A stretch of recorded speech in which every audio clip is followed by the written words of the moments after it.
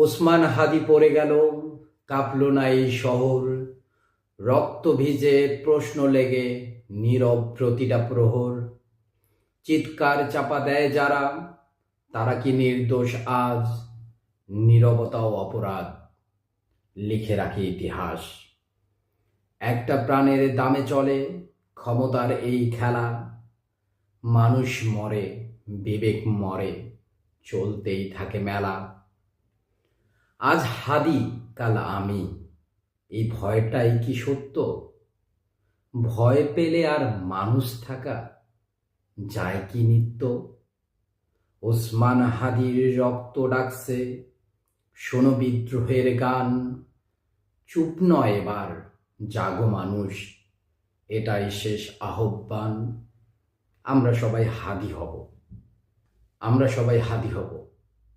আজকে আমাদের মধ্যে হাদি নেই, কিন্তু হাদির প্রত্যেকটা কথা, তার ভাষণে প্রত্যেকটা দেশপ্রেমমূলক কথা, দেশের বিদ্রোহী যারা আছে, দেশের অপশক্তি যারা আছে, দেশের কুলাঙ্গার যারা আছে, এবং এদেশের বাইরে বসে যারা এই দেশের ক্ষতি চায়, তাদের বিরুদ্ধে হাদির যে বিদ্রোহ, আমরা সেটা কখনো ভুলতে পারবো না।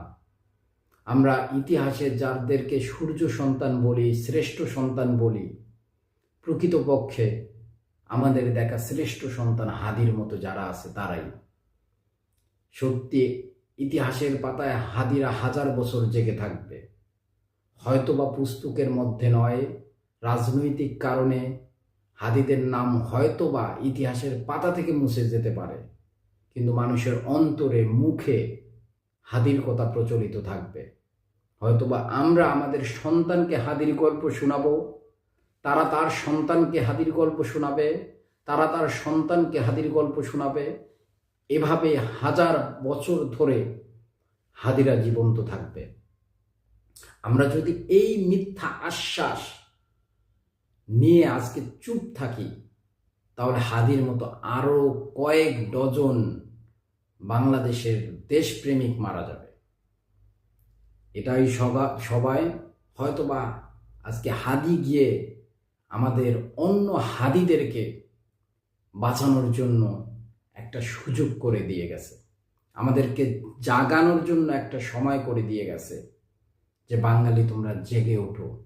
আমি এক হাদি নয়, আমার মতো 1000 হাদি প্রয়োজন এ দেশটাকে রক্ষা করার জন্য।